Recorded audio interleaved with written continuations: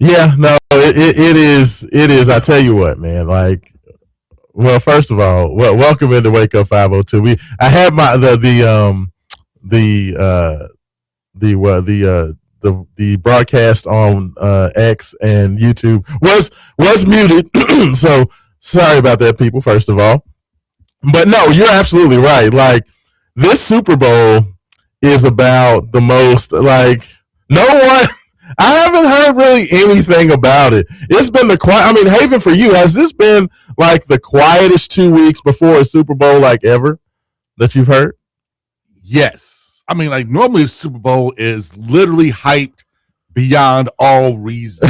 Yeah. You know what I'm saying? Like, normally it's like nonstop Super Bowl, Super Bowl, Super Bowl, Super Bowl. Yes. And it drowns out everything else. These past 2 weeks, like, it really hasn't. Like, you could tell, like, the energy, like, just isn't there. I think, like, people wanted to see the Bears and Caleb Williams, and people wanted to see the Texans and C.J. Stroud, and people wanted to see. I mean, do people really want to see C.J. Stroud? Maybe not C.J. Stroud, but I mean, but the Texans defense is real. And yes, absolutely. And people wanted to see the Texans defense like do their thing, right? Like, even Bo Nix, like, people kind of excited to see what Bo Nix could do, because I know you're a Raiders fan. I know you hate the Denver Broncos, but they were on a rampage. Like, they won like 11 straight games, for a time there. And people kind of excited about that. But, you have the Seattle Seahawks is not really a superstar player in the team that you can gravitate towards, right? Yeah. And the Patriots are the same way. It's not that star power play on a Patriots team that you can gravitate to, that you be like, man, I'm going to see that guy play. Like, Drake May's good, and we all knew he was good coming out of North Carolina, but nobody's excited to watch Drake May play. Now, let's be honest. Yeah, nobody really likes Drake May like that, and nobody's excited to see Sam Darnold play. Not really. I mean, it's good that he was able to kind of resurrect his career with the Vikings and now the Seahawks. Which goes to show one thing about NFL quarterbacks. What's that? Because when he first came to the Jets, he was god awful. But it's probably just the Jets. Yeah, I mean, why he was so bad. To me, it's like people give quarterbacks a hard time. Like, people give Cam Ward such a hard time. Yeah, but I'm like, dude, he has no weapons to throw to. You keep changing offensive coordinators like underwear. I mean, it's about infrastructure, right? Yeah, it's about franchise. It's about, like, that stuff does matter. Like, sometimes guys suck. Like Josh Rosen. If anybody remembers Josh Rosen, the guy who was picked 10th in Lamar Jackson's draft by the Dolphins, and Lamar went the very last pick because somebody traded up to get him. Like, Josh Rosen just sucked, and I hate to call out Josh Rosen specifically, but sometimes you have dudes that are high draft picks that just suck. It is what it is. Yes, but sometimes it's definitely about the infrastructure of the team and not putting the right guys around them. But yeah, I mean, I think context matters. How do you think the Minnesota Vikings feel? You had Darnold there. Darnold had a darn near MVP season with the Vikings, and you let him walk because you're just like, well, we have J.J. McCarthy, so we don't need Sam Darnold. It's like, okay. I mean, I get it, because Sam he had an almost MVP season, but he was always up and down, right? I mean, he wasn't really down at all. I mean, he wasn't really down until the playoffs. But he lost the last game of the regular season, and then he lost in his playoff game where they had to go on the road. I mean, how the Vikings turn out this year, Haven Harrington? Hey, you know what? Live and learn, man. You live and learn. Like, they had 3 losses all of last year, and now Sam Darnold backed it up by showing that, you know what? I am a pretty decent quarterback. Now he's in the Super Bowl. Like, you give him a team, things happen. And it's like, and I try to tell people, it's like, imagine what would happen if Patrick Mahomes beat Patrick Mahomes if he didn't get drafted by Kansas City. If he got drafted by the Browns. Yeah. If he got drafted by the Browns or the Jets. Would he be, he would still be a good quarterback, but he wouldn't be Patrick Mahomes. That's an excellent question. But you know what? We're going to get into the Super Bowl. We're going to get into our thoughts on at least giving you a score prediction like that. That's about all I got for y'all. That'll be in the last segment. You know what we need to tell people? What's that? What's more important? Well, what's more important? Tomorrow, starting at 5:00, Yes. We're going to be at Bear Nose on, was it 3rd and Market? Yes, 3rd and Market. We're going to be in Bear Nose and 3rd and Market, breaking down the Super Bowl. That's right. Live. That's right. Bear Nose on 3rd Street. It's going to be going down tomorrow. We're going to be doing a live pregame festivities there for the big game. So absolutely come on down to 3rd and Market Bear Nose. It's going to be awesome. Bear Nose has got great food. It's a great venue to watch the game. Watched the game there last year and did some did a little hosting there last year as well. So shout out to the good folks at Bear Nose. Cannot wait for that. Jay has will be down there as well. So of course come out and see the Wake Up 502 main event extended family. You know what I'm saying? Come on out, say hello. For the big game. So that's a good. Yeah, thank you, Haven Harris. See, that's why you're the consummate professional. That's what I do, man. That's why you're the architect. That last night, man, I had a great night at the Pendennis Club. It was fight night. Okay, nice. So I had a great night of fights there at the Pendennis Club. So that was fun. Got to meet a lot of great folks out there. Got to do a lot of networking. Nice. I got to meet our buddy Kelvin Sparrow. Remember, we had his son on the. Yes, I remember. Yeah, so for those who don't remember, we had Kelvin on here a couple of times, him and his son, Price Sparrow, on here from Radcliffe, great fighting family. He had his pro debut with Roy Jones Jr.'s camp, and the fighter he was supposed to fight backed out at the last minute, so he had to fight one of Roy Jones fighters, and the fighter he fought was 8-1. Yeah, and was in Roy Jones' camp. He was, he trained in Pensacola, Florida, underneath Roy Jones. He was, one of the guys that they were grooming to be that guy. Okay. And Price beat him in his first professional fight. His pro debut beat him. Yeah. And folks were so impressed by that. And this is huge, I'm about to say. Folks were so impressed by that. He signed with Top Rank Boxing literally like a month later. They flew him out to Vegas. Wow. Signed with Top Rank Boxing. So now he's been, he's now, I think, like 6-0. Okay. Flying around the country has a fight March 21st in St. Louis. Nice. So maybe a main event road trip because we did get invited down to watch his fight in St. Louis. So that's what we call we call main event mojo right there because Price came out and he was on the show and talking to his pops. We got a little bit of good luck. So I think that matters. You know what I'm saying? Yeah. That mojo's real. That mojo. Absolutely, that mojo's real. I mean, look what it did for our buddy Dontel Mays. You know what I'm saying? I know, right? He's I'm saying? Killing it. I'm telling you. So, he's one of the big headliners. On the UFC, the chain. So Kong Mays knows about the main event mojo. So he knows it's real. Absolutely, it's definitely real. So you know who else knows about the main event mojo? Who's that? Pat Kelsey. Fair. 502-414-1450. Oh, you got on the camera now. Look at that. Yeah, I do. I got you on the camera now. You know what I'm saying? I didn't have you up there at first. Sorry that Rose's intro not being clean threw me all the way off. I forgot to unmute the social media. I forgot to get the cameras. That completely threw me all off. So that's okay. That's okay. So Outkast. I love Outkast. I love that song. But had to get it. Had to get that together. But yes, you're on the camera now. So there's Haven Harrington. But of course, we have a whole lot of things we're going to get into. 502-414-1450. That is the Gameday Men's Health text line. We would love to hear from you this morning. Give your thoughts. Give predictions on the big game. We're going to have plenty of conversation about Louisville men's basketball, where they're at, what we thought about the game Wednesday night versus Notre Dame. We're going to talk about that. We're also going to, Jeff Brom went ahead and introduced and announced what was going to be going on with the defensive coordinators position. I cannot wait to hear your thoughts about that. I cannot wait to hear your thoughts because I believe we share the same. We haven't talked about this. No. So this is going to be something we haven't talked about. True. People are going to hear our thoughts as raw as they can get. Yes. About defense coordinator, and I'm excited about that. But man, you know what? We got to talk some basketball. Absolutely. We're going to talk about that. Of course, 502-384-1450. That is the Call Your Law Office hotline. If you'd like to give us a call, would love to hear from you there as well. On anything that you hear on our fine radio program this morning for the next hour and 44 minutes, you can get in and be a part of this quality broadcast. So would love to hear from you. But Yeah, Louisville basketball.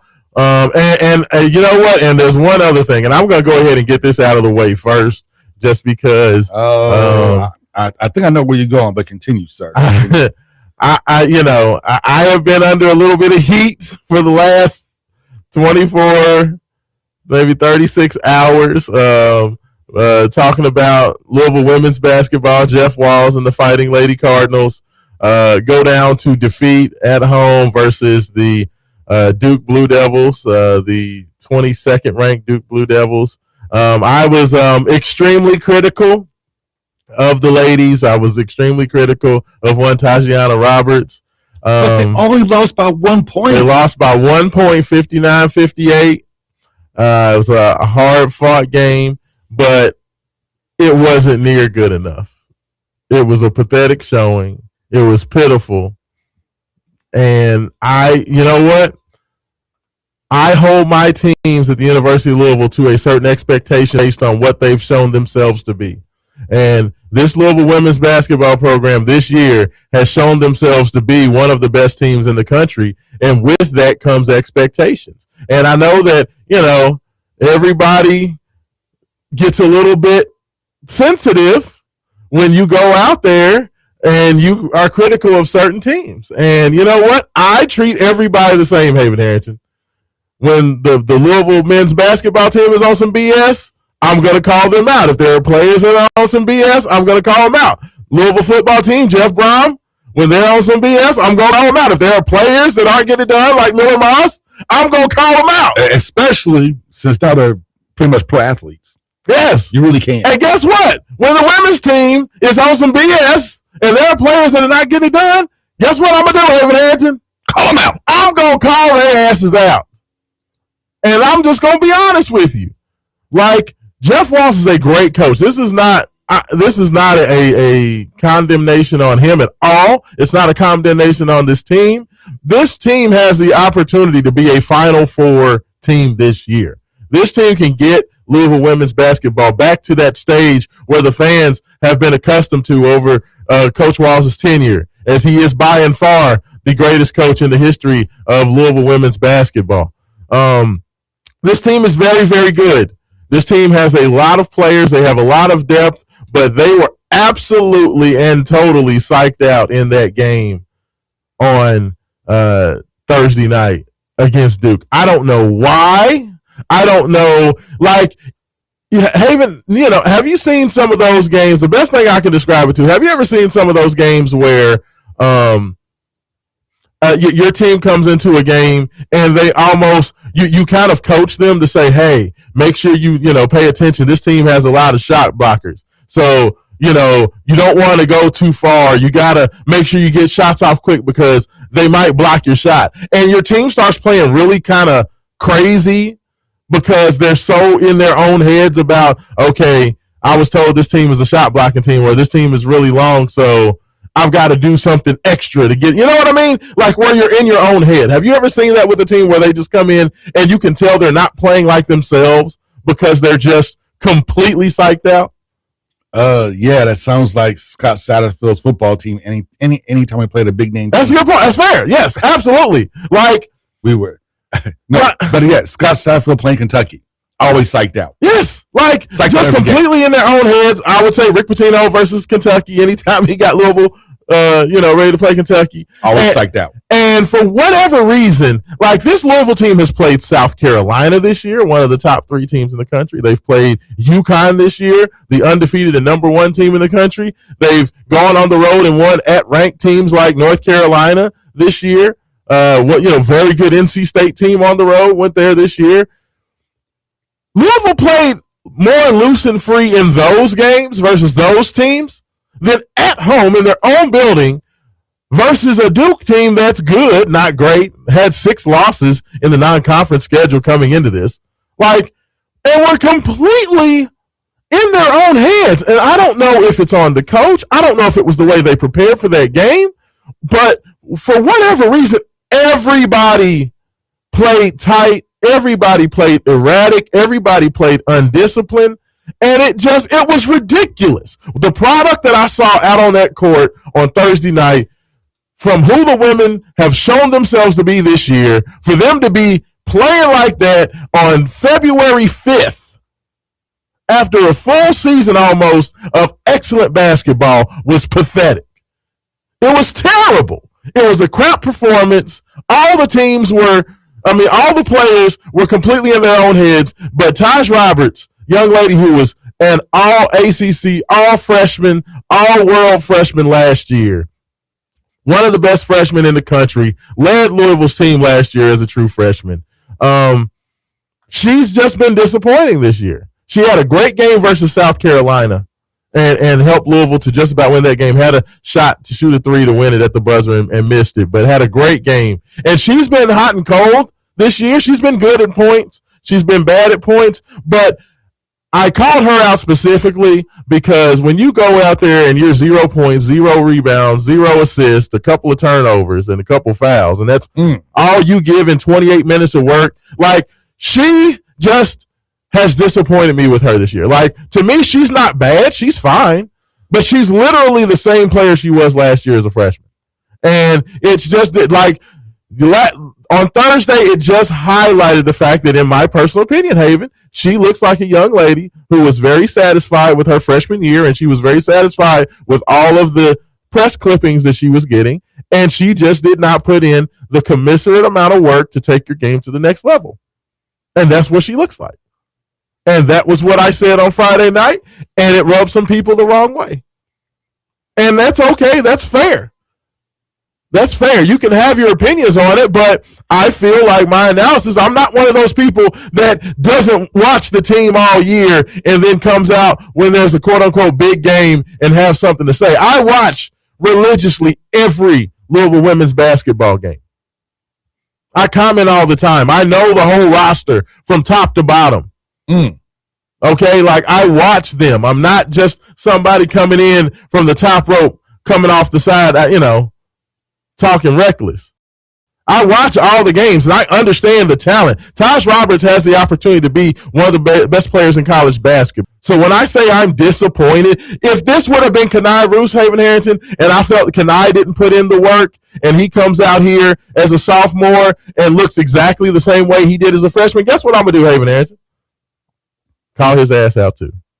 I am. I'm going to be fair about it. And to me, it just looks like, Taj was, she's improved her 3-point shooting percentage a little bit. She's improved her overall field goal percentage a little bit. But outside of that, she's done nothing. She hasn't improved as a defender. She's not playing hard all the time. She's not giving all-out effort defensively. She's not giving all-out effort getting rebounds. She just kind of plays when she wants to play. You know what I mean? Like, so sometimes she plays hard, sometimes she doesn't. And for a player of her talent level, a player of her ability, that's not good enough.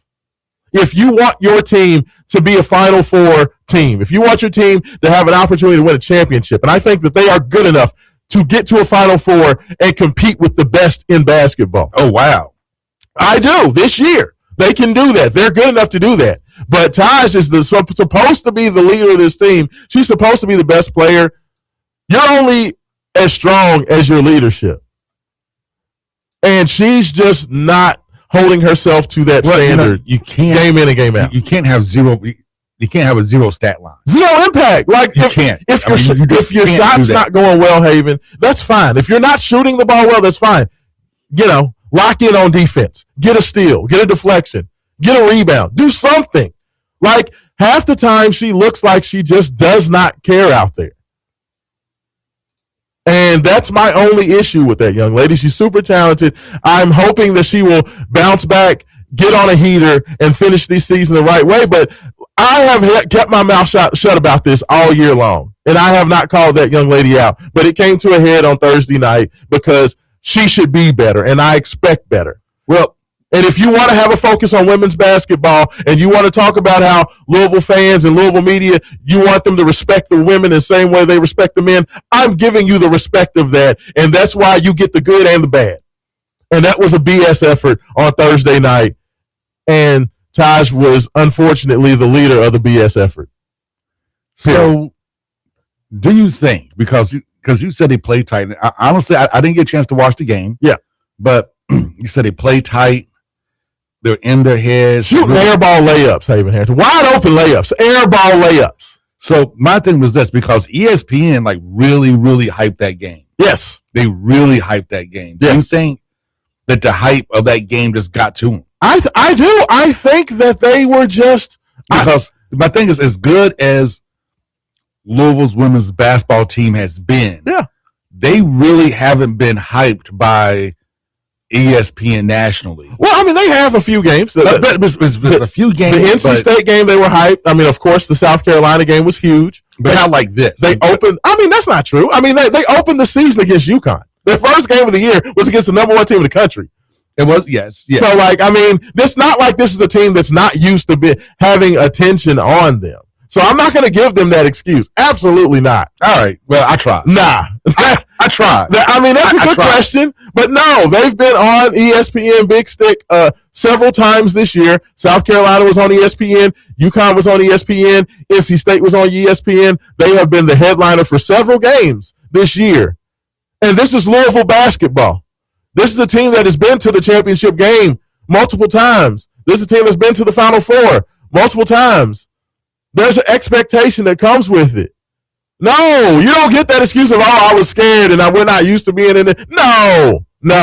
I tried. You don't get that grace. Well, honestly, that's the only thing I could really think of. It was just ridiculous. And because I've seen this play, and to their credit, Laura Ziegler, who had an awful first half herself, came back in the second half, was outstanding, gave a great effort. Alif Estambulugu came out. She played very, very well, especially in the second half. You know, Imari Berry is an absolute baller. Another one of those super sophomores. She has been showing up all year. She is Louisville's best player, in my personal opinion, even though she comes off the bench. You know? No, she's a baller, man. Like, everybody else at least kind of tried to suck it up in the second half. Skylar Jones, the transfer from Arizona, came in. She played very well after a shaky start. Everybody played terrible in the first half. But in the second half, they locked it in. Raina Scott, the point guard transfer from Oklahoma, locked in.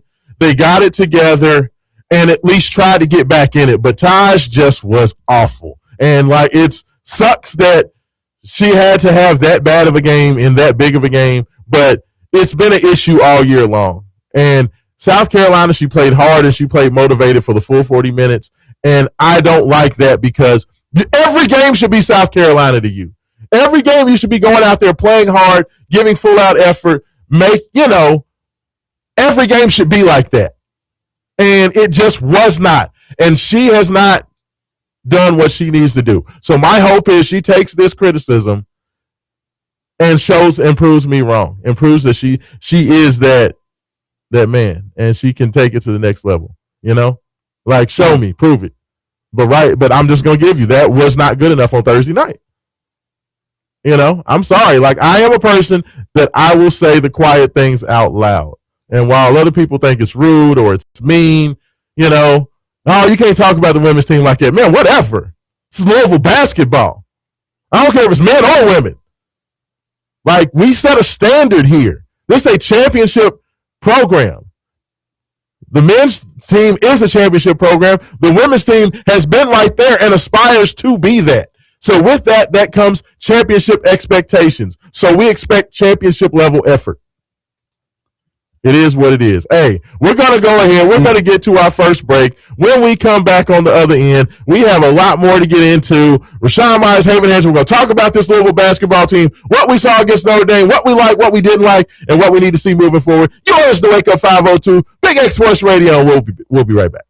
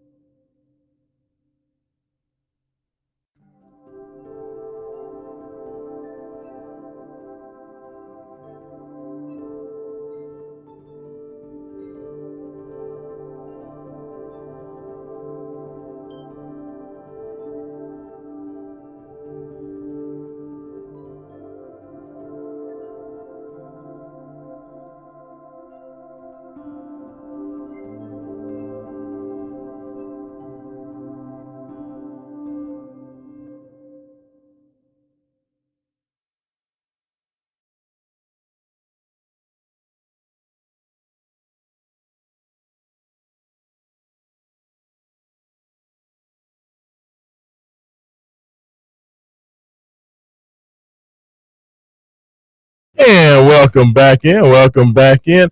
Second segment of the show, Big X Sports Radio. Raashaan Myers Haven here to take care of you. We are talking all things Louisville athletics, Kentucky when we have to, and of course, national NBA, NFL. We got Super Bowl coming up. We had a humongous NBA trade deadline. We will get into that a little bit as well. We have so much to talk about this morning, Haven Harrington. So much to get into. But we did talk about the women's team in that second segment. Hey, I still love y'all. I still expect y'all to do well, ladies. So do me proud, man. Yeah, y'all get it together. Get back out there. Let's get the next one. But we got to turn the page. We got to talk about Jeff Walz. We got to talk about Coach Kelsey and this Louisville men's basketball team. Came back, had a big win on Wednesday night versus Notre Dame. Haven Harrington, this game against Notre Dame, man, it was interesting. It was interesting. Of course, Javon Hadley, he was a game time decision dealing with some back issues. He did come out. Hadley did start the game. Did not play, but I believe the first 3 minutes of the game, 2.5, 3 minutes, sat down with the back injury. And you know what? Louisville, I don't know what's going on with the guard play right now, but the Louisville guards are struggling right now. Ryan Conwell is in a bit of a funk offensively. Michael Brown Jr. probably had one of his worst games, not for lack of effort, not for lack of trying, but just he did not play well. Conwell is not shooting the ball well. He was 1 of 9 from 3. In that game, Michael Brown was 1 of 5 from 3 and 1 of 7 overall. Isaac McNeely had a pretty decent game. He was the leading scorer, shot a 4 of 8 from 3. But it was a game where the guards just didn't have it. It just that they didn't have it. They weren't shooting the ball well. Adrian Woolley was 0 of 4 from 3. Did some nice things in the other parts of the game, defending, rebounding, things of that nature. But they didn't play well. Enter in Kenai Roots, who, of course, came off of a long illness. He had missed the previous, 4 or 5 games with this illness. Came out against, on last Saturday and had a double-double in his return. A big game, huge game against SMU. Was awesome. And then came out after beating SMU and, with 12 and 10. Comes out, Haven Harrington has another double-double, 12 points, 12 rebounds.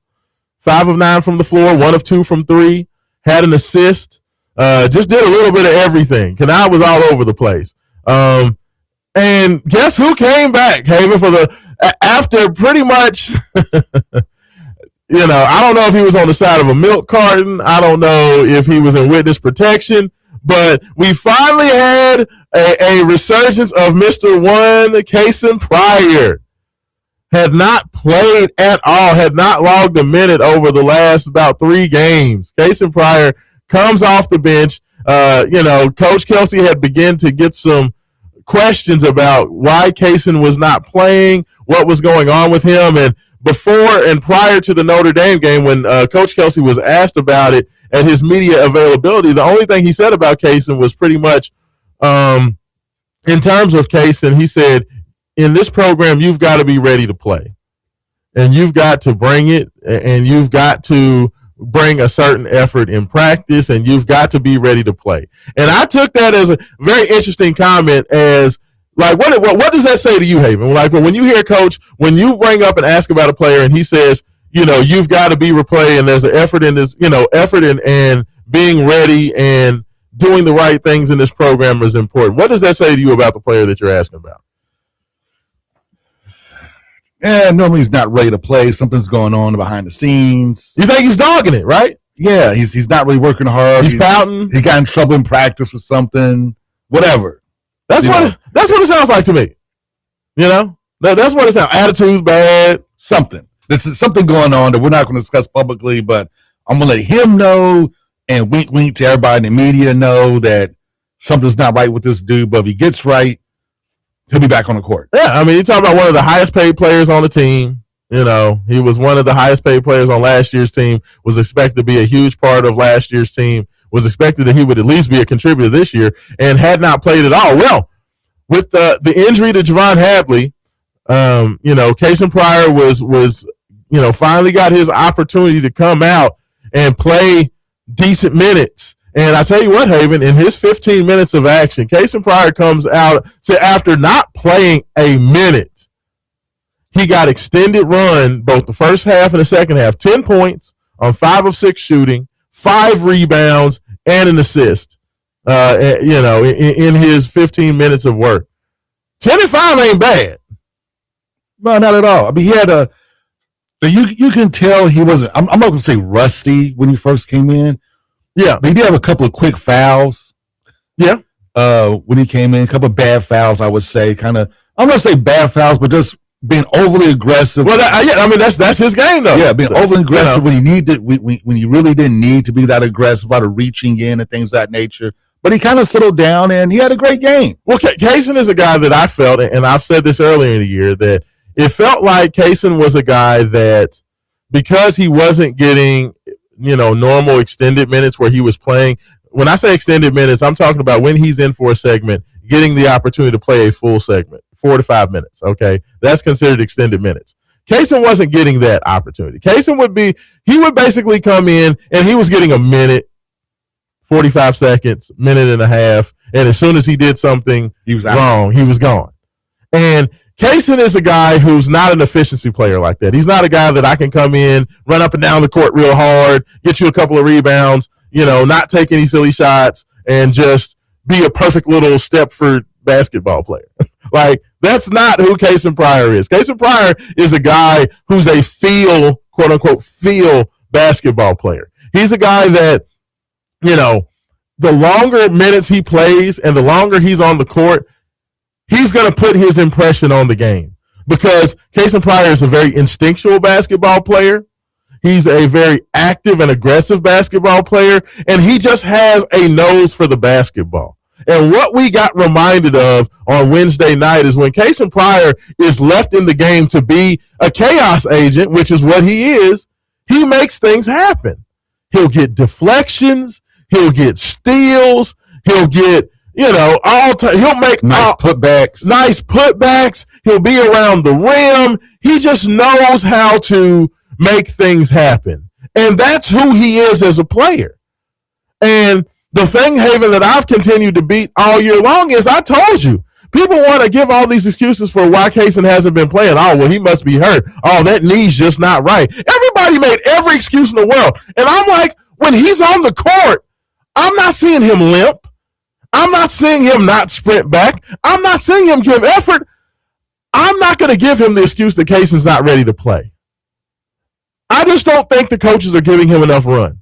And they're not allowing him to be who he is. Like, Cason's a hooper. He's a dude that's going to generate points. He's going to generate rebounds. He's going to generate deflections and turnovers. He can play basketball. Dude is a hooper. One of the few alpha male hoopers that Louisville has on his team. A guy who is physical. A guy who is tough. A guy who's not going to take any mess. A guy who's not going to get bullied. Haven, what has been one of Louisville's biggest problems this year? Anytime you face teams with big guys in the presence. Physicality, right? Physicality, and teams enforcing their will. Like, they have size down low. Louisville gets bullied and get the lunch taken. I have said game after game, week after week, one dude I know on this team, while you're lamenting the fact that Sananda Fruit does not always play the toughest, while you're lamenting the fact that Vangelis Zugris is not the biggest dude, so guys can kind of just go right over the top, while you're lamenting the fact that Ali Khalifa is not an athlete, and Javon Hadley's just too small. What did I say? I said Cason Pryor's a dude that I know. He's 6'10", he's 230 pounds, he's long, he's aggressive, he has an attitude, he ain't gonna get punked. He's sitting on the bench not playing.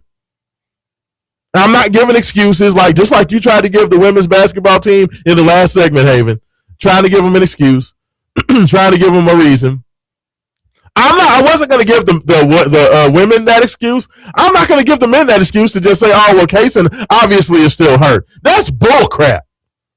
He just wasn't playing. And whatever reasoning behind why coach wasn't playing him, force feeding this 3-guard lineup that's not generating any sort. Louisville's not a better offensive team because they're constantly leaving 3 guards out there. Can we at least 502-414-1450? I want to know this from anybody who's watched this team. Is the 3-guard lineup really helping Louisville offensively at all this year? Has it generated any superior? When is the last time Louisville looked like a great offensive team in a game? When? When's the last time? It has been a while since they've had Indiana? Yeah. Like Haven, the Indiana game, Louisville was on it offensively. They came out of they shot out like a cannon. They were up 16-0 or whatever it was. You remember we were up there at that game. Like that's the last time that I remember Louisville just getting off to a just torrid start and just completely blowing the doors off a team. Am I wrong? Facts. And I mean, but so like from watching this team, yeah, and I will say this all season long. And I really watched the Notre Dame game. Like I really watched it. Yes, to kind of see like what players were doing, what Kelsey was going to do. Because to me, Pat Kelsey, I can't believe I'm saying this on the air. Say it. I like it. To me, Pat Kelsey has turned into the Scott Satterfield of basketball coaches. Oh God. And what I mean by that is that like Scott Satterfield against teams Louisville was supposed to beat, we beat. Like Scott Satterfield really wasn't a bad coach. Yeah. But you knew that he would never, like he could take you to a certain level and that was going to be it. And you knew there was a ceiling on what he could do here while he was here. Yeah. There was a ceiling. And he got good players in. He didn't play aggressive defense, but when he did, the defense played really, really well. The offense was really good, especially when Malik was wheeling and dealing. But we play against a team with a big name on their chest, like a Miami, a Clemson. You could tell that Kentucky, you could tell that his sphincter kind of clenched up, and he lost his fastball. Yeah. Pat Kelsey is a great coach. Like, we'll beat the good teams. We'll beat the hell out of the bad teams. Mm-hmm. Wear them out. We'll even beat above average teams. But dag nabbit, if you have any type of size down low and you're willing to play physical ball, no answers. And so I was watching the game. I saw once again he threw out the 1-3-1 zone. Right? Yeah, he did it again. Yeah, but where's this experimentation against like the Dukes, Arkansas, and Tennessees of the world? And it's just annoying. And what else is annoying is watching Frew get the ball in the paint. And this happened like several times. Yeah, he gets the ball in the paint and he attempts like to back his guy down, and you could tell he has no idea what he's doing. Like you can tell that in his mind, you can see he's thinking, yeah, I got this guy one-on-one. I'm bigger than he is. I'm in an advantageous spot where I am on the floor with the ball. And he goes to back him down. He doesn't back him down, dribbling the ball close to his body. The ball is out in front of him where you don't have as much leverage as you would if the ball was close to your body dribbling. Yes. He doesn't try to like lean back to see, to get that space and leverage that normal big guys do before they start their post move. Mm-hmm. And he has like zero post presence, like zero post moves. And he tries to end every shot by facing the basket, even when he's down low. You just can't do that. Yeah, like and it's frustrating because you saw him get the ball in the post like several times. And I'm thinking to myself, man, if we could just get him just to learn 1 or 2 post moves and they start to get comfortable with that would open up this offense so much. So you know what? I have a theory on that, and I think this. So first of all, but am I wrong? No, you're not wrong at all. And this is the thing I was going to say is that there's a reason why to me, and you can argue with me or tell me if you differ with me on this. It feels like when Ali Khalifa is in the game, in terms of running the offense, he looks a lot more comfortable running the offense that Coach Kelsey wants to run at the top of the key, being kind of that point center that can set screens and get guys open off the pass. Alex seems very much more comfortable in that role than Sananda does. Do you agree with that? Yes. So, to me, Haven, another one of those things where Coach Kelsey's been very reserved and very hesitant to make adjustments is in the fact that I feel that Louisville's offense should run differently when Sananda Fru's in the game than when Ali Khalifa's in the game. It should be a completely different style of offense. It should be, and this was so mad because when we saw the construction of the roster, right? Yeah. We thought that this is going to give him ultimate flexibility. Yes. Because we were thinking, I was thinking, okay, got Sananda Fru's, a big guy's a physical guy. Yeah, you got big long forward. You can feed him in the paint. Yeah. And I thought it'd be great to have him and Kayshawn in the game at the same time. Yes. Because they could put a lot of pressure on the team's post players, which open up your guards to do what they do best. Absolutely. But we haven't seen none of that. No. Which is maddening. Which is maddening because you can see Fru once to back guys down. And against a team like Duke, I get it. He's not ready for that yet. But to me, Haven, but you're not prepping him for the Dukes against the smaller teams because you're not feeding him the ball in the paint. But okay, I need you to do this. How much better, Haven? How much better could Sananda Fru be if Louisville, throughout the whole season was getting him, let's just say 10 to 12 touches where they were running specific offenses and motions to get him the ball on the block every game. If he was getting 10, 12, 15 touches per game on the block, how much better would he be by now? He'll be a ton better. Because as of right now, Sananda Fru usually only gets 2 to 3 touches on the block per game. Maybe. That. Yeah. And it's just maddening because, and once again, I know PK doesn't like his team taking middies or the mid-range shot. Yes. But that's basketball, right? But that's what you need to be able to score at all three levels. Yes. You forcing your team to score at only, I'm not going to say 2 levels. He's basically forced his team to score at 1 level, which is the 3-point line. Yeah, because they do struggle to at times to get the ball at the rim, even though they have done a better job the last two games, I would say, and I say 3 games, but at least the last 2 games, their interior passing is getting better. They found some short rolls for Sananda Fru where Notre Dame was doubling right off of the pick and roll, so they were kind of throwing that quick slip pocket pass, bounce pass, or either going over the top, and they were able to catch him going downhill. But all in all, the offense is focused around shooting 3-pointers. We saw this against Indiana game actually, but they had the shot chart. Yes, and it was all threes, and then everything was right at the rim, which means either driving to the rim or it's putbacks. Yeah. And that was we said at the time, this is Pat Kelsey's perfect offense. Yeah. But the problem is when your threes aren't falling. Well, the team, and the thing is, the reason why their threes aren't falling right now, teams have learned, you know what? They're just sitting on the 3-point line. Yeah. We're sitting on the 3-point line and beat us some other way, and we haven't developed another way to really win. I mean, Louisville was 7 of 31 from 3, 23%. But now, once again, against teams like Notre Dame, even NC State on Monday, which NC State is a good team, I believe Louisville's going to win because, we have the talent. We still have the athleticism, the talent that we can overcome a lot of this. It's just when you get against big physical teams that are long. But this is the thing, though. That's going to beat you up. But the problem is this: even against a team like SMU, a team like Notre Dame, 2 teams that aren't necessarily athletic, and we still struggle. They're not known for their defense because Louisville is trying to be so 3-point specific right now. It makes even bad defensive teams like Notre Dame and SMU able to guard you. Yeah, because the whole thing is everybody just stand at the 3-point line and just don't let Louisville have any open threes.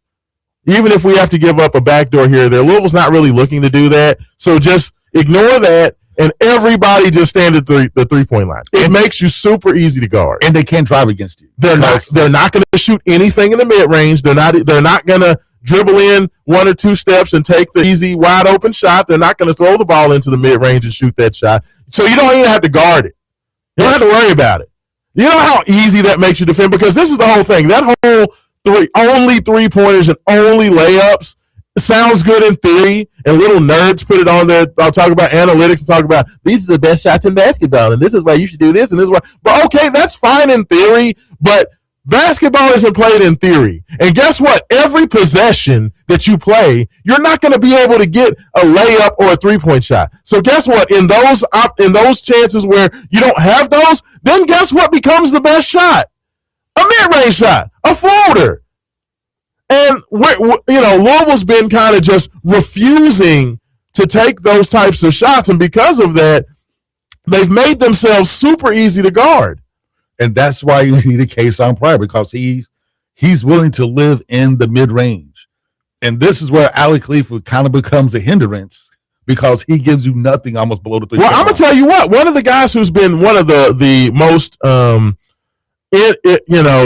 erratic and kind of offensively challenged players on our team, Kobe Rogers, the backup point guard. Kobe is a demon in the mid range. If you go back and you look at Kobe's tape at Charleston, you look at his tape when he was at the D2 level when they won the national championship. Kobe was a demon hitting pull-up mid-range jump shots. But that's not this. But that's not the scheme of this offense. But the thing is, Haven, and you're taking away what he does. Yes, you're literally. He struggles to finish at the rim against size because he doesn't have a lot of size, and he's fast, but he's not crazy athletic. So a lot of times when Kobe's in there, when other teams are sitting on the shooters and they're not helping off, guess what Kobe needs to be able to do? Hit the floater, shoot that pull-up 15-footer. He doesn't even look at the rim. No. And that's the issue. And that's why he looks like, I mean, honestly, he looks like I'm not gonna say he looks like a bad point guard, but he looks like ineffective. He's very ineffective offensively. And Willie sometimes he just looks like confused. He doesn't know what to do. He's not the best 3-point shooter. Willie's another guy who's very, very good in the mid range, but he's not a very good 3-point shooter. And on a team that prioritizes shooting threes, his offensive game is lost in the shuffle. And Haven, I'll say this, and I know we're about to hit a break, but the thing is this: you can have 3-pointers and layups as your emphasis as a program. But you can't just go out there and coach your team to say, never look to take these shots and never take these shots. You can't play basketball like that because basketball is a game. It's a living, breathing organism. You have to take what the defense gives you at times. Pat Kelsey's offense reminds me of when teams decided they're going to stop running the ball. And we're just going to throw it like 70 times a game. Remember that? Yes. There's a time in NFL. Yes. It like we're going to abandon the running game altogether, and we're just going to throw it 70 times. And that's it. That's then what wound up happening is teams found a running game. Yeah. And then realized, you know what? I think we still need to run the ball. I mean, you just can't do that. But I tell you what, we're at the top of the hour. When we come back, we'll be simulcasting on WGTK 970, the Louisville First Radio Network, Cardinal pregame. Paul Rogers, and we'll be getting you ready for Paul coming in. This is Raashaan Myers, Haven Hanson. We will be back on Big X Sports Radio.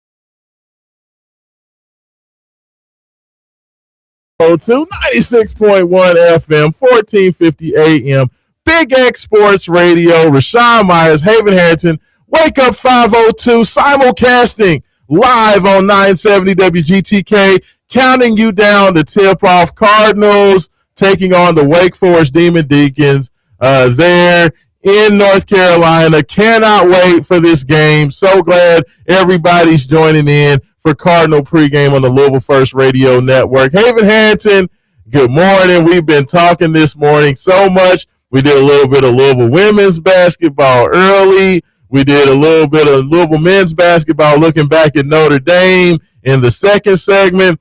I'm super, super excited to be joined. We got our man, the myth, the legend on the line as well. Jay has coming in. But before we get to that, I just want to remind everybody about the Feet First store. The Feet First store in Jeffersonville is helping Kentuckiana move better and feel better every day. If you are dealing with plantar fasciitis, knee pain, back pain, or you spend all day on your feet at work, they have you covered. Their personally fitted orthotic system is designed to improve balance, alignment, and overall comfort. Athletes can see better stability and performance, and everyday workers get the relief they need to keep going strong. Schedule your appointment by calling 812-725-0208 or visit feetfirststore.com to book online. You can find the Feet First store at 2781 Jefferson Center Way in Jeffersonville, Indiana.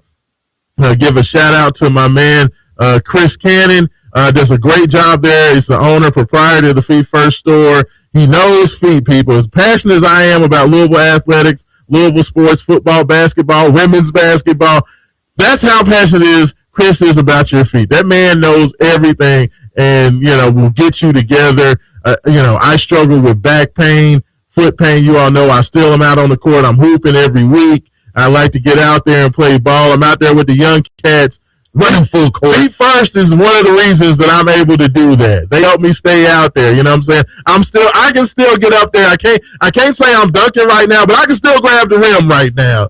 And Feet First is a big part of that. So thank you for that. Thank you for Chris Cannon. And you know what? This next guy that we're coming on, we're going to be joining him, getting you ready for the big game, Super Bowl, whatever this is, XVVZZ, whatever. I don't know how many X's in It's an LX. Is it LX? Super Bowl 60. Okay, there we go. Well, we're getting you ready, and we're going to be heading down to Barnos on 3rd Street. We got the man, Jay Haas. He's coming out with us. Getting you ready. Jay Haas, good morning. How are you doing this morning, sir? The Super Bowl, baby. The Super Bowl, man. That's right. Going down to Barnos, 3rd Street. It's going to go down. We're going to meet with our people, Jay. You know what I'm saying? We're going to get out there. We are a program that is all about, by the people, for the people. So I'm excited. I'm excited, man. What you got for me? Man, I'm excited, man. I know it's cold. I know it's probably less than about 23 degrees so far. Tonight's going to be at 19. But listen, one of the hottest things going on right now is going to go 502 Sports Show. That's what's happening right now. I appreciate that, Jay. Thank you. Yeah, it's going down. That's what we do. We are the radio show of the people. There's a lot going on with Raashaan Myers, Haven Harrington, and your interns that France Louisville basketball, women basketball as well too, and Lamar Jackson and so much else to know. Things like that, man. I just want to tap in. Haven, our family said something in the press conference last week. What? I am very proud of Jay. Jay asked the best question of the press conference the other night, talking to Coach Kelsey last Saturday after the SMU game. He asked Coach Kelsey about, what it felt like to see his son, Johnny Kelsey, just getting all the love showered down him by the Cameron Crazies while Johnny was out there shooting ball before the game. And Coach Kelsey gave a great answer. Jay, that was a good job, brother. That was the best question of the day. I'm proud of you, brother. Well, thank you, Raashaan, man. I was just trying to keep a little morale going on. I know they got beat by 30 points. but the objective was with that young man, Johnny, shooting threes, and Duke fans was behind, and Duke fans never did that. I just see something great with a young man like that, and morale was so exciting about that, man. I just wanted to interject about this little boy, Johnny. Everybody loves this little boy, Johnny, Coach Kelsey's son. But Raashaan, there's a lot going on, and it's a happy birthday weekend at Haven Harrington. is turning a year older. Yeah, he's old. Man, I'm excited about you, man. It was the last minute thing. I didn't know you had a birthday. And Raashaan told me it was yesterday. I made something happen so quick, and it happened just less than about 10 minutes. Even happened. Yeah.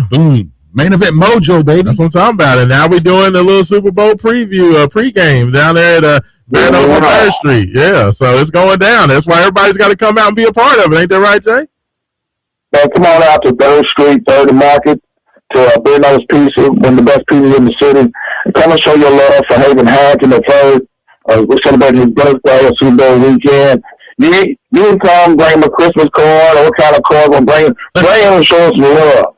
Tomorrow, about 5 o'clock tomorrow, John? About 5 o'clock, yes, sir. Yes, sir. Getting started. 5 o'clock, going to start live with Raashaan Miles, the best of the best, Batman and Robbins on the wheels and ones and twos. But this is some music, Raashaan, you know what I mean? It's like a mojo. Jay wants to have a whole party. Hey, when he wants us to get out there, have a DJ, start scratching and everything. Hey, I'm down for it. I am 100% down. So DJ Chaos, DJ Z Nice, if you guys are listening, I know you are. Come on out. Bring your turntables. Let's turn it up. There you go. I like it. Hey, man, I can tell you this, man. I'm so proud of you, man. To know you over 40-something years, man. I see you grow so much from the business and in front of me, man. It's just a blessing. It's just an honor to know two of you guys, you prestigious gentlemen, and Raashaan, and you guys are doing what you do, what you love to do sports radio. Man, you do a fabulous job in and out every other weekend. But if people only knew what you guys have done for the last 20-something years in this business, it amazed people. It's like going to Hollywood 10 times. People don't know you've been to Hollywood 10 times. It's just amazing how you've done so much, man, in this business. You know, you cover local and international sports, man, from Monday Night Raw to Super Bowl, the NBA. I mean, it goes on and on and on and on, man. I was telling a story every day. And Kentucky Sports going to do a story on me next week because I'm getting a prestigious award February 21st, Haven. That's right. And at the Grand Plaza Hotel, man, I'm excited about it. But I can never thank you guys. You guys was the most person, you two gentlemen will maybe keep the fire going in this business. But it's a 38 years. You imagine that, Haven? Man. It's a long time. A lot of years. It's a lot of years, Jay has. So, hey, so let me ask you, before you get out of here, Jay, let me know, Louisville's on the road in Winston-Salem, taking on Wake Forest. They got it done against Notre Dame. They've won their last two. They came back and beat SMU. They beat Notre Dame in kind of an ugly game where they finally got it together down the stretch.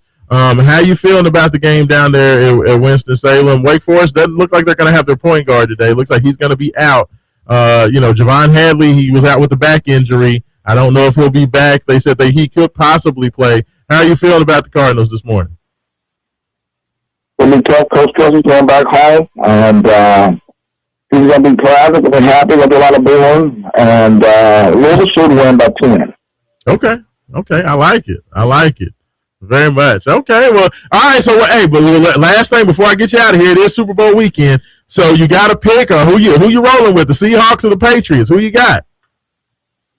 Man, it doesn't make a difference, man. I'm just enjoying the Super Bowl weekend, man. I can shake it and bake it and pump it about. Nobody's excited about the Super Bowl. It's so crazy. It's wild. Well, Jay has you one of the best to ever do it. I love you, my brother.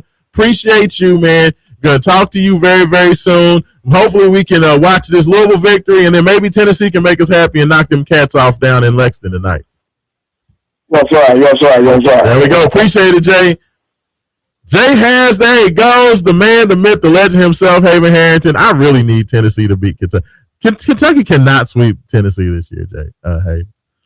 You know what? They cannot sweep Tennessee this year. I need Tennessee to win this game. No, Rick Barnes. No, we don't. We need Kentucky to beat Tennessee. No, I'm absolute. I will never say I need Kentucky to do anything. That's the beautiful thing about when Louisville beats Kentucky in the basketball game. Like, if Kentucky wins a game, it helps Louisville's resume.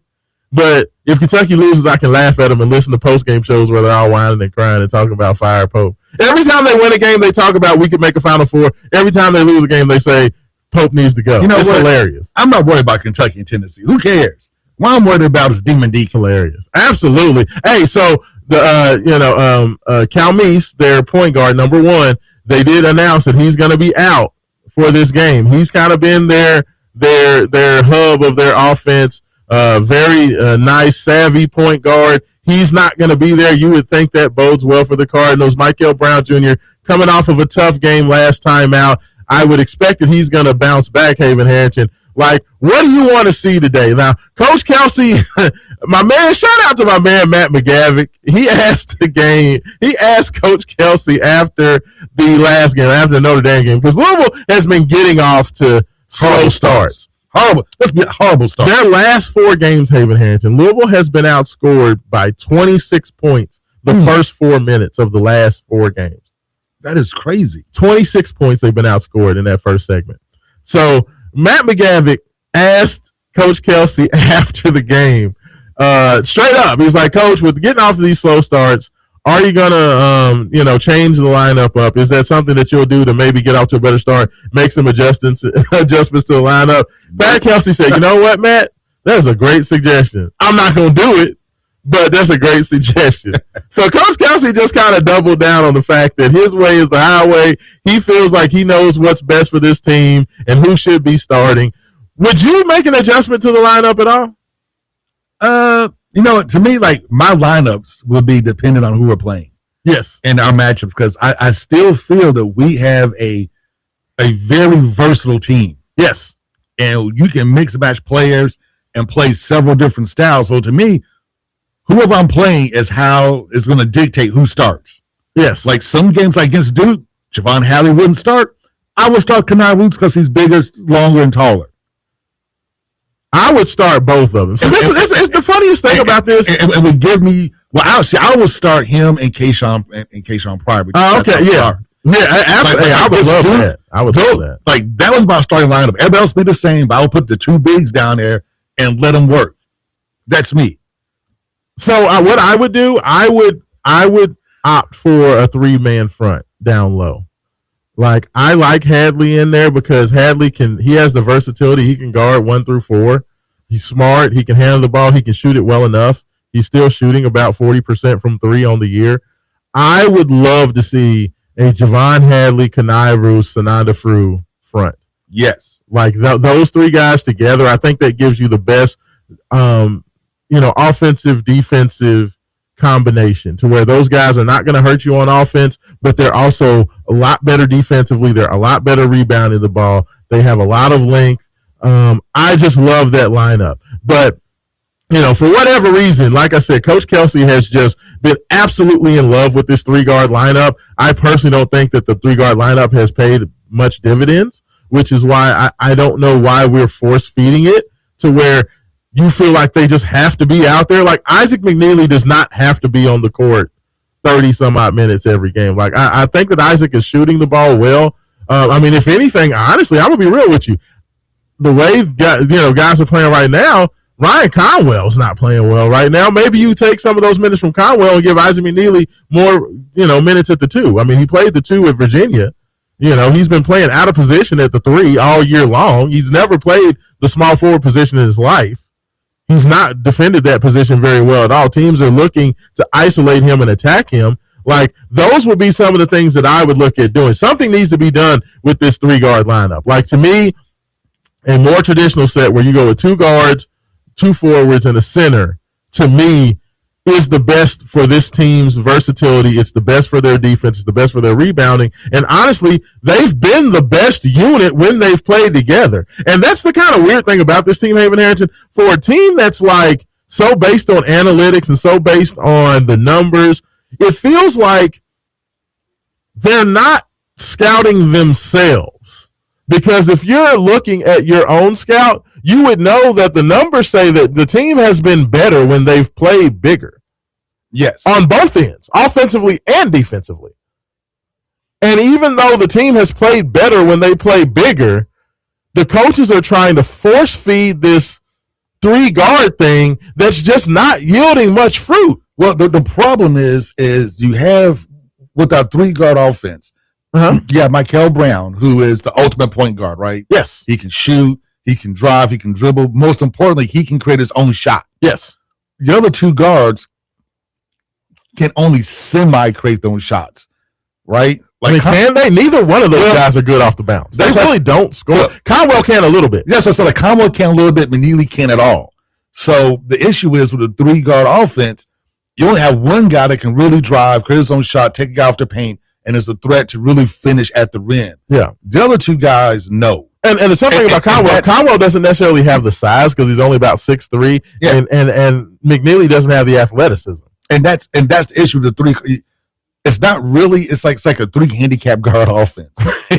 You know what I'm saying? Yeah. I mean, I don't mean that like in a bad way. I know what you mean. But like you really need. Yeah. The other two they have severe deficiencies. Yes. The other two guards have severe deficiencies, and playing a three-guard lineup, classically, what you want is to have two dynamic ball handling guards. Two guards that have size, and athleticism and quickness to be able to get in the lane, and like what Alabama has. Yeah, and then McNeely could just be a shooter. Yes, and that's what we don't have. Like that. That's literally the Alabama. When you look at Aiden Holloway and you look at Roy Filine or LeBaron Roy Filine. Not Roy Filine played. You think about Roy Feinstein? Is that what you're thinking about? No.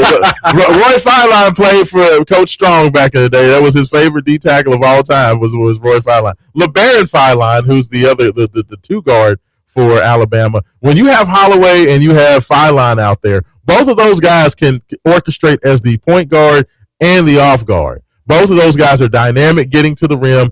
And they can shoot it. So when you have both of those guys, then their third guy is just pretty much shooter. You know what I'm saying? He'll stretch the floor, stand either in the corner or on the wing, and just wait for those two guys to create, and you can kick out to him. But that's the only way that the three-guard lineup works. It feels like a lot of what Louisville's doing is that, it just does not work when you're trying to do what Louisville's doing with only one true ball handling breakdown guard. It just doesn't work. It doesn't work at all, and that's especially against the teams that have the athleticism and the size to disrupt what you want to do. Yes, and it makes our offense much harder than what it needs to be, right? Yes, and that's why I love watching Kenai Roos play so much, because he's long, he's tall, he has good enough handles to where he can get the ball and he can kind of take a couple of dribbles. He can bring the ball up the court if need be. He can just do all the athletic plays, like long plays. He gets steals. He can get his hands in passing lanes. He gets out in the run. We saw him get the ball in the mid post off of a rebound, take two power dribbles, and go up with a hook shot in the middle of the lane. And he doesn't mind getting dirty. He doesn't mind getting the paint. He doesn't mind banging. He doesn't mind getting a rebound. He has some decent mid-range moves where he's a threat to score 15 feet and in. And I think that's what this team is sorely lacking, is that threat to score 15 feet and in. I mean, I'm gonna be honest with you. The big men won that game on against Notre Dame on Wednesday night. Like the big men did not outscore the guards. They almost did. I think it was only 2 or 3 points difference. But the play of the big guys, and that's all the big guys. Sananda Fruit, 12 points, 5 rebounds. Kaysen Pryor, 10 points, 5 rebounds. Kenai Roos, 12 points, 12 rebounds. And even Ali Khalifa chipped in with a couple of points, a rebound, and assist. Like the big men, and even Big Zook contributed. He played really well. Like the big men won that game on Wednesday night, and it was because of their aggressiveness, their rebounding, their physicality. And to me, it's just like at some point, will the coaching staff see what these big guys are doing and understand that, maybe if I keep 2 of these guys out here together at all times, we're going to be better off. Well, because you need that threat in the mid-range. You need that threat down low to open up your guard play. Yes. And especially when you have 2 of your 3 guards aren't dynamic dribblers and ball handlers. Yes. So you really need something to kind of free them up, to give them space, to open them up. And the best way to do it is to have that dominant interior play offensively that's going to force your defense to collapse down.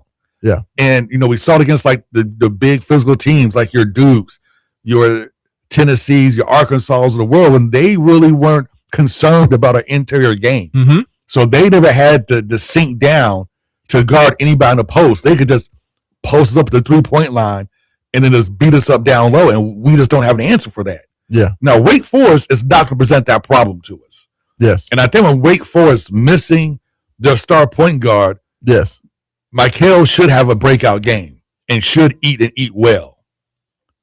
Yeah. Yeah. No, I agree with you. I'm right there with you. I mean, Nate Calmese, he's a big part of what they do. He's by far, Nate Calmese averages 4.9 assists, basically 5 assists per game. There is not a single player on this Wake Forest roster that averages more than 1 assist a game, 1.5 assists. And that's, you lose that much of your offense. Yeah, like he literally runs the whole team. And especially when you're going against a super dynamic point guard in Michael. Yeah. That should be a mismatch all day long.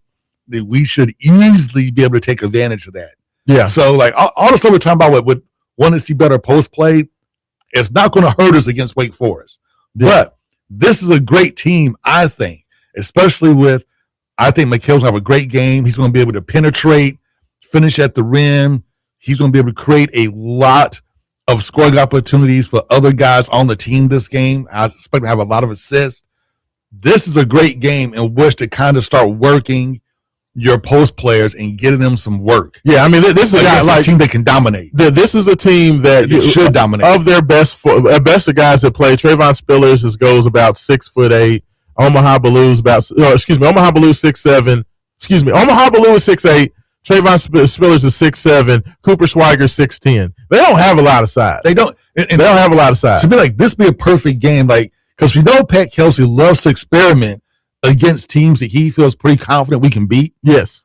This is a great team to experiment with, getting through the ball on the block with this back towards the goal and telling them, hey, I want you to do a skyhook. Or I want you to fake left, go right, and try to get like a quick layup like at the rim. Like, This is a great time to get our post players the ball. Yeah, Louisville's big guy should eat tonight. Like, this should be let them eat. So now the learn how to eat. Hey, I'm all for calling my shot. I'm gonna call my shot today. Sananda Fruit should go for a double-double. I could see this be a Sananda Fruit 18-12 rebound game today. Oh, easy. Like easy. I can see that today against this team. And if Kayshawn gets any type of time like he did against Notre Dame, he could go 10-5 again. Yeah, an easy 10-5. Because I mean, this is a game I think Louisville could really experiment. We could really work on our post game. Yeah. We could really work on guys driving to the, having Michael drive, pitch, get the Florida offense really going and start running like we like to run. Yeah. I think this is a great team and a great matchup where we can like really impose our will on the offensive end of the court. Yeah. Agreed. No, I totally agree with you. I'm right there with you. Texter in 502-414-1450 says this card team, in his opinion, is not going to make a deep NCAA run. They get behind entirely too much against good teams, and that will bury them. I agree with you. Like, that's going to be the other thing that we look forward to today is, can Louisville get off to a good start after, how being as bad as they have been in the first segment, first 2 segments of the last couple of games. I think that the start's going to be important. We're going to have to see them do a better job of creating some easy looks and some easy offense. I think that the more that they do that, the better things are going to be. Haven, you got a score prediction before we get out here for the break at the bottom of the hour? Score prediction, give me Louisville 88, Wake Forest 71. I am kind of similar. I definitely think this is a Wake Forest team that wants to get up and down. They want to push the pace. Of course, Louisville loves to push the pace. So I do think it's going to be a higher scoring game. I would say maybe Louisville 93, Wake Forest 79. Okay. 93-79. I like it. Nice, about 14-point victory. They could, reach the triple digits. We could see that happen. But Wake Forest only 2-7 at ACC. They're 11-11 overall. This should be a team that we should be able to impose our will offensively and defensively. Michael should eat. Mm-hmm. He should go for at least 20, 25 points this game. And we should be able to dominate from start to finish. Yeah. I should be able to dominate from start to finish. You know what? Let's get Ryan Conwell off the snide. Let's get Ryan Conwell. He's 2 for 20 in his last 2 games shooting from downtown. Let's get Ryan Conwell comfortable. Let's see him kind of get back to shooting it well, and we'll go from there. Thanks very much for everybody on the Louisville First Radio Network. We're going to be sending you over to Cardinal pregame as those guys get you ready, count you down there in Wake Forest or Winston-Salem. This is Raashaan Myers Havenhead, and we'll be back on the Big Ass Wake Up 502.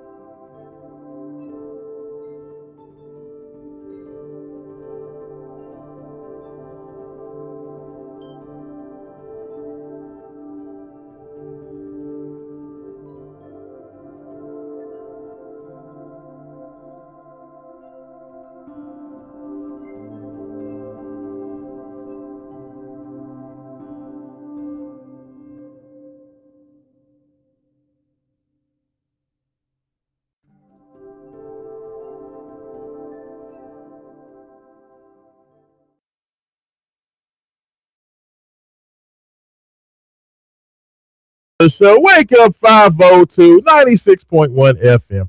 1450 AM, Big X Sports Radio. Thanks so much to the Louisville First Radio Network for joining us, simulcasting, taking you down to tip at noon there in Wake Forest, down there in Winston-Salem, North Carolina. Really appreciate J-Haz and everybody that was a part of that last segment. Make sure you guys remember to come out tomorrow for the big game. It's going to be going down 3rd and Market right there on the corner. Bear Nose used to be Bear Nose by the bridge. Now it's Bear Nose next to the spaghetti factory. But come on out. Would love to see you. We'll be down there getting rolling around 5:30. Of course, kickoff for the big game is at 6:30. So would love to enjoy a little time with you guys and get to meet you. So come on out for that. But hey, for more details, check us out, wakeup502.com. Yes. Go to the website, the flyer, as soon as I make it, and by another couple of hours, we'll be up there. There you go. Absolutely. On the website. So, hey, check us out, wakeup502.com. Hey, and when you go to Main Event Sports on YouTube, make sure you like and subscribe there. You can check us out there. You can get all the Main Event Sports show, baby. Absolutely. You got to do that. I tell you what, Haven, we got a few little text messages before we get into our football defensive coordinator talk. Definitely want to get to those. The texter says 502-414-1450.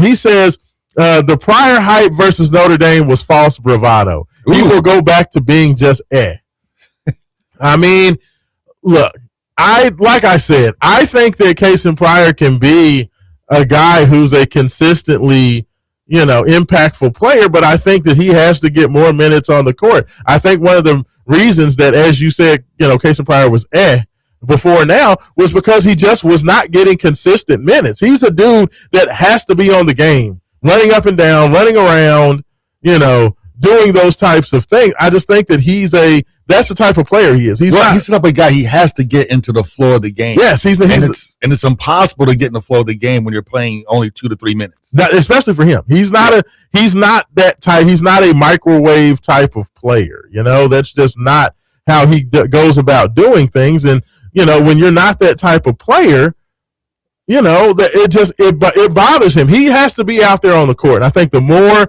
you watch him and the more he's in there, the better he can be. So hopefully we'll see more of that from Kason moving forward. I don't know.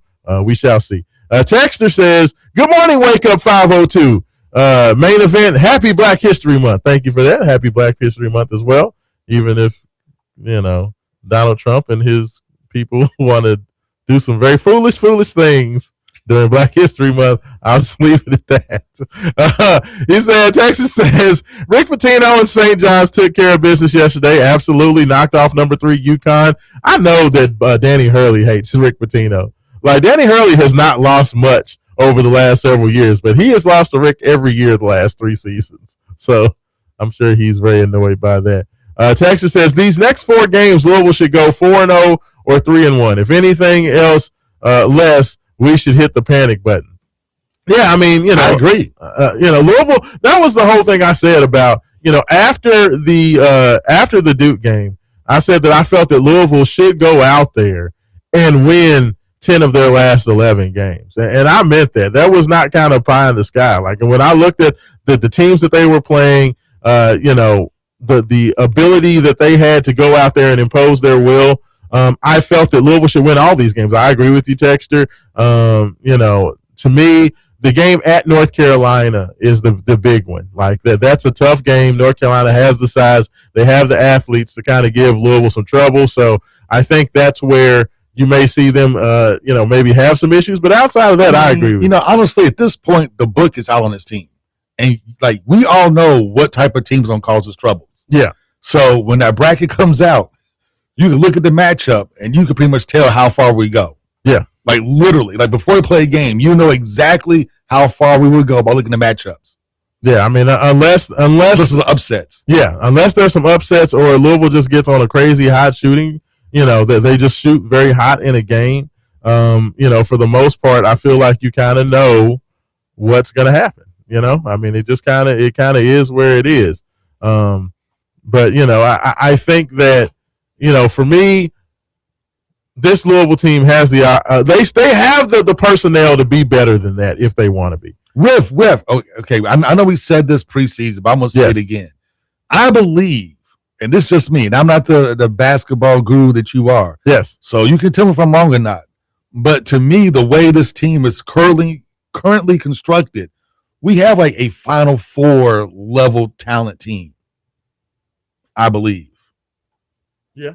Yeah. No. Or at least elite 8 Final Four level talent team. Yes. But that's the Final Four if we maximize everything that we have.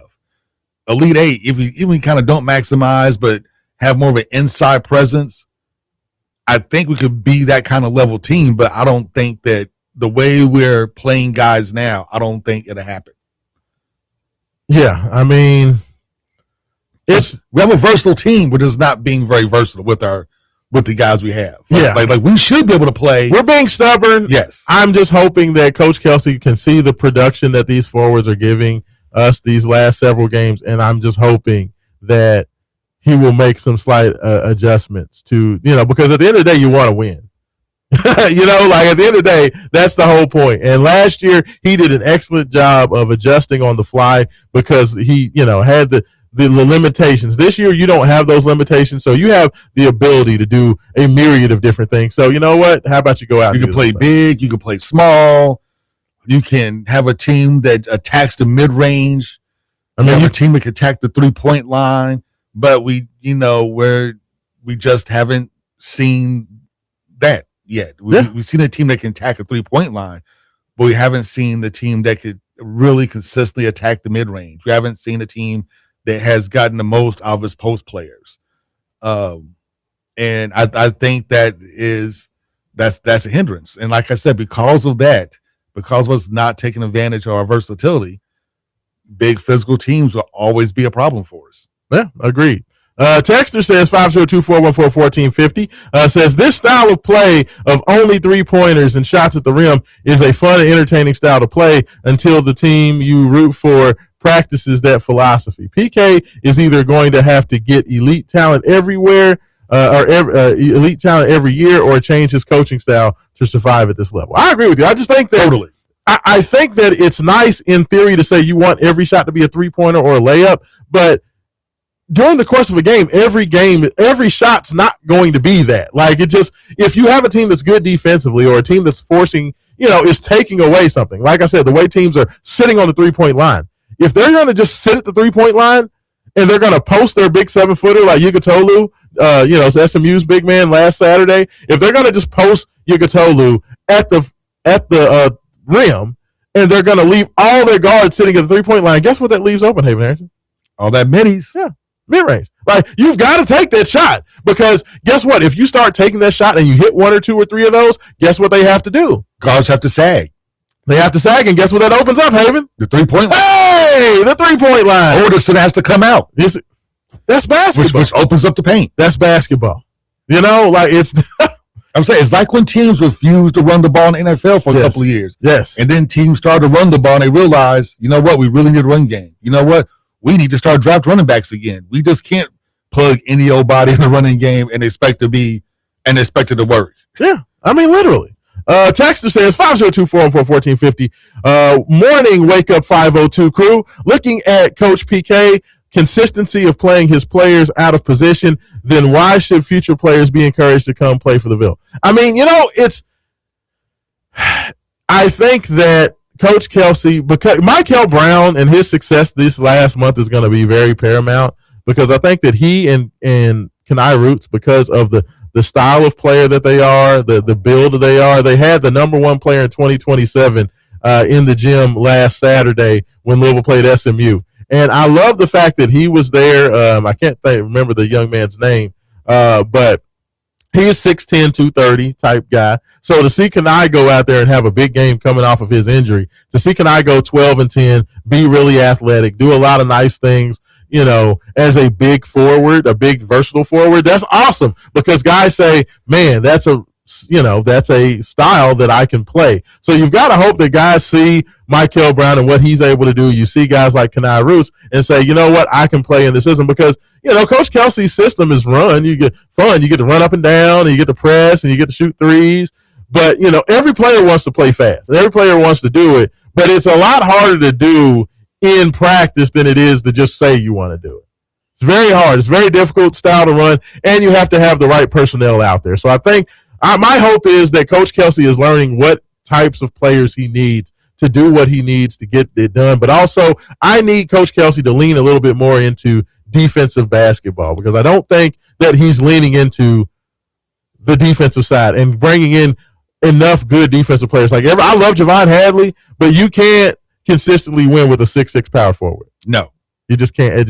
That doesn't work. And that's not a knock on Hadley, because I think Hadley played the 2 at Colorado. Hadley can play on the perimeter. You're just forcing Hadley to be a power forward, which is just ridiculous to me, in my personal opinion. Texter says, Final Four. It says Lieberman said this is not a Final Four team. I mean, so here's the thing, right? The way they're playing right now, no, they're not. They have Final Four talent. I think they do have the roster that's good enough to make a Final Four, but they're just not being utilized. They're not being played correctly, and the problem is you're just so late in the season. Yeah, they're not being utilized until in the season. Like I said, the beginning of the season, we all thought this roster had Final Four talent. And I still believe this roster has Final Four talent, but are they going to make the Final Four? No. Yeah. They're not. Yeah. They're not a Final Four team, but do they have the talent to do it? Yes. Do they have the versatility in players that you can play different styles of offense and defense and match up better with bigger physical teams? Yeah. Yes, you do. Yes. But you have to play like that throughout the season, and we've shown that we're just not going to do that. I remember the conversation when they talked about the fact that they brought in those 3 transfers of Ryan Conwell, Isaac McNeely, and Adrian Willie. And Michael Brown, of course, was coming in as a freshman. And everybody was like, well, you got to start 3 of those guards. And hey, if you remember, I always pushed back and said, I don't think you start all 3 of those guys. No. I said, I feel that you start Conwell, Michael Brown, you play Hadley at the 3, probably either Kaysen Pryor. I said, Kanai early because, I don't think Kaysen's going to be ready. But I said, when Kaysen's ready, I would see, Brown, Conwell, Hadley, Pryor, and Sananda Frew. Yes. I said that from the preseason.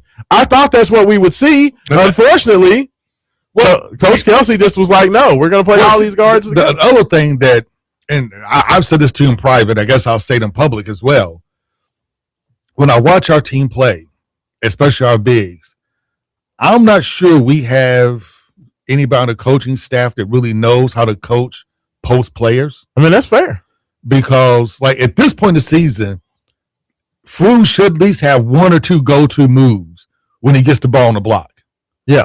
And he has 0 go-to moves when he gets the ball on the block. And you could tell that he knows he wants to take his guys. He's just not confident with He's not confident, and you can tell he doesn't really know what to do. Yeah. By the way, like I said before earlier in the show, when he gets the ball in the paint, rather than dribble the ball close to your body, right, and then lean back to create that space of separation, he's dribbling the ball out, which makes it easier. One, if you're not stable, you don't have your base, makes it easier to steal. And that's not how you start a post move, right? And you could tell that none of our centers know how to really. Okay, I got the guy behind me in the block. He's smaller than me. I'm going to do this, that, and the third and score. I'm going to fake right, go left, and lay up with my left hand. You know what I'm saying? I'm going to fake right, go left, hit him with a sky hook. I'm going to fake right, I'm going to fake left, go right, go up underneath, and I'm right there for a dunk. You don't see our players with their signature go-to move, which just leads me to believe that nobody's coaching them on how to post up in the paint, and to me, that's going to be this season's most disappointing aspect about this team. Yeah, is that you have the players that have the physical ability to do it. We're just not doing it. The disappointing thing about this team is that the coaching staff did not do a good job of coaching their team on the floor. They did not. Like I said, one of the biggest strengths. Did not take advantage of what this team could really, the strengths of the players. John Calipari was a master at that. Yeah, like Kobe Rogers and Adrian Willie, right? Yeah. We thought those guys would be dynamic guards and everything else, but they look, I'm not going to lie. Most times Kobe Rogers looks completely lost. He doesn't know what he's doing out there. Roman loves Adrian Willie. I don't. I think Willie Willie just gets lost. It's Yes. like he doesn't know what he's doing. He looks confused. He drives to He the plays basket. hard defensively. Yeah, but Plays hard defensively. But offensively, brother looks lost. He drives to the basket. Looks like, okay, now what to do? I'm here. Like, what do I do? He'll pick up his dribble and start looking around. Like, I can't out jump these dudes. They're taller than me. Like what? I don't know what to do. So let me kick back out and let's do this again. He tried to dunk on somebody once this whole season. Once. But it's one of those things but because PK doesn't like middies, the mid-range game, I think Willie and Rogers would be great. Like if they just they dribbled, because they're okay. I mean, they're not really finishers at the rim. Yeah. They really can't create their own shot, but they can do enough to get past that first line of defense. He is very good and adept at that pump fake. I'm saying step into the mid range and shoot a put. Like I said, get past that first level defense. Yeah, and then from 15 feet on in, drain it. But that's not what that's not what we do on offense. So they don't do it. Like I said, take so much of their game. I agree. It's like telling Kobe Rogers to go do what Michael Brown does. And he can't do it. That's not who he is. Yeah, but we tell him, hey, you know what? Go to the free throw line, pull up and shoot. Money. Yeah. We tell Willie, hey, go to the free throw line, pull up and shoot. Money. Like Kaysen, go in there and just wreck shot on the game. Just go out there and be a pest and be aggressive. Everybody do what you do well. We're not taking advantage of the level of talent. Not the level of talent. We're not taking advantage of what our players do best. We're not feeding the studs. Agreed. And it's gonna. We have enough talent to beat, like I said, the good, the above average teams, and all the bad teams on the schedule. But by not fully taking advantage of what our players can do and what they do best, we won't beat the elite teams. We just won't. Well said. Well said. I tell you what, we got a few more texts. Thanks everybody for texting in. We got to talk about the DC. I want to go ahead and move on to the defensive coordinator announcement. Of course, Louisville did announce Mark Ivy and Steve Ellis were named co-defensive coordinators at the University of Louisville. Of course, Ivy has been a part of the team since Scott Satterfield was here. He's been a part of the team, very aggressive. Everybody likes his mentality. Steve Ellis has been with the team as well. What do you think about the give me your thoughts. I know you were talking about. Give me your thoughts on making this announcement and the fact that it took like 3 months for them to announce. It took 3 months to announce something they probably knew like at the end of the season. Honestly. In your opinion, was Louisville targeting someone else and these guys ended up being the backup plan? Do you agree with that? I don't think so. I think this was always kind of going to be like the plan. And I think that Brom liked the scheme and wanted to keep everything familiar to the players. And I bring somebody in and introduce like a brand new scheme to where you may have to figure out like recruit different guys to fit that scheme, or it may take like a year or so for the new defense coordinator to get his guys in there to implement whatever defense they wanted to do. So I kind of get it for continuity's sake. Mark Ivy's a great coach. Ellis is a great coach. I'm just not a big fan. I'm not going to lie to you. I'm just not a big fan. Why? Yeah. I think that. So let me ask you something. With the success that Louisville's defense had last year, and the fact that they were one of the better units in the country and one of the best units in the ACC, the consistency and understanding the scheme, understanding the players, it makes logical sense, right? Yeah, and I get it. I totally get it. Yeah, but you wanted them to do what Miami did. Yes, because here's my thing: like, if you're going to be a serious national championship or playoff contender team, then you got to put your big boy shorts on. And I know Brom is hyper loyal to his guys, and he's going to stick with his dudes. But man, you got to be able to go out there and get the best DC that you can afford. And from things I've heard, like Clint Hurt was willing to leave the Eagles as their defensive line coach and be our defensive coordinator. Granted, he's been out of college ball for over a decade, so he doesn't have the recruiting connections. But who cares? He's an NFL defensive coordinator. Guys want to play for a guy that was the defensive coordinator of the Seattle Seahawks. Yeah. He plays on defensive line. He's defensive line coach at the Eagles. He knows what he's doing. He's a great defensive line coach. we know he's a pretty decent defensive coordinator because he was a defense coordinator at the Seahawks forever.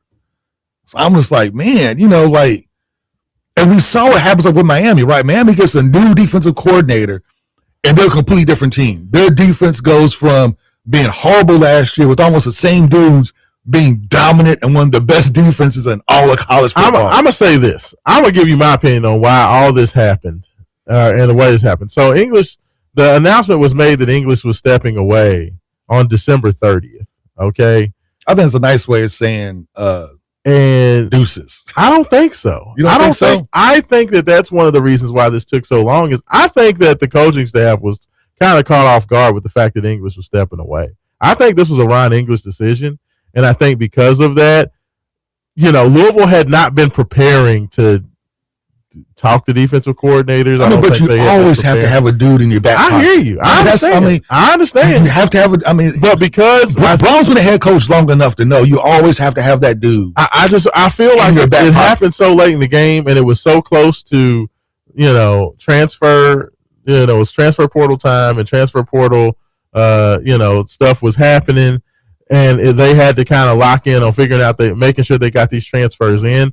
That I think it was just kind of late in the game. I feel like if Louisville had known that they were going to be shopping for a defensive coordinator at the end of the year, I think that would have happened right after the Kentucky game, and they would have started interviewing. I don't think that they planned on having to do a defensive coordinator search. My thing is like whether you plan to or not. You always have to have that guy on your back. Plus, the thing is late in the game, most coaches had already made decisions on where they were going. Most defensive coordinators that were out there, all of the good players, unless you were going to get somebody off an NFL staff, which is why all those college defense coordinators had already made their decision. Which is why I say Clint hurt because but that's what I'm saying. But that's the whole thing is that they were caught off guard. But Clint wanted to come. But Clint hurt. He wanted to come. They don't want to go back to that. Like, let's just be honest with you. They don't want to go back to the Charlie Strong era dudes. They just don't. They don't. But and I think that I get it. But at the same time, I'm okay with the consistency because of how good the defense was this last year. Because the scheme worked, because they were very, very good. Obviously, Clev Lubin was okay with it. The guys decided to return. They had a ton of guys that decided to come back, pull their name out of the transfer portal. Louisville has a lot of talent on the defensive side of the ball. So, when you can get all these guys back and returning and, to rally behind these guys. And I do think that Mark Ivey's a good coach. He's a good coach. And I think that with the framework of what Ron English left with it being so successful, I feel like these guys should know the secret sauce. Like I said, I understand, but I just think if you're that program that's trying to, you're trying to be on a collision course, then you got to be on a collision course. But you had a top 20 defense. That's good enough. With Jeff Brom as your coach, you have a top 20 defense. That should be good enough to get you to the playoff. Should we talk about maybe replace offensive coordinators? I'm just saying. That's the thing. If the offense is bad again, then the defense has been good 2 of the last 3 years. Offense. Brom's supposed to be an offensive guru, but literally the past 2 years, the defense has been the strongest unit. That's fair. All right, hey, we got about 2 minutes, so tell me, what you think about this Super Bowl? Sam Darnold versus Drake May, the Sleeper Bowl. Yeah, like what do we think? If we're basing it just off of the AFC NFC playoff game, it should be close. Seattle should win this game. I'm still gonna pick Seattle. I think they're the most dynamic team of the two. Yeah. I don't care, honestly. I'm gonna watch the game. I want to say I believe Seahawks are 4.5 point favorite. Yeah. Yeah. So give me Seahawks. I'm gonna say by 5. You know what I'm gonna say?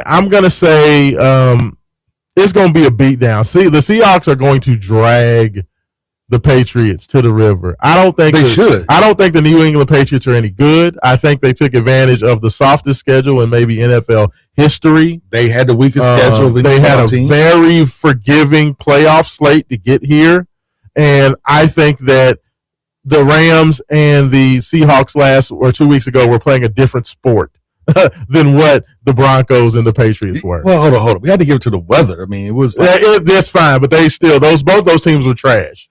They were garbage. So yeah, give me the Seahawks big at least 3 touchdowns, 35-14. 35-14. Another Super Bowl blowout. Super Bowl blowout. Seahawks get it done. Haven Harrington, thanks so much. I appreciate you, my brother. Happy birthday. Everybody come out to Bare Nose on 3rd Street. We will see you guys. This is Raashaan Myers for Haven Harrington. Wake Up 502. And we're out.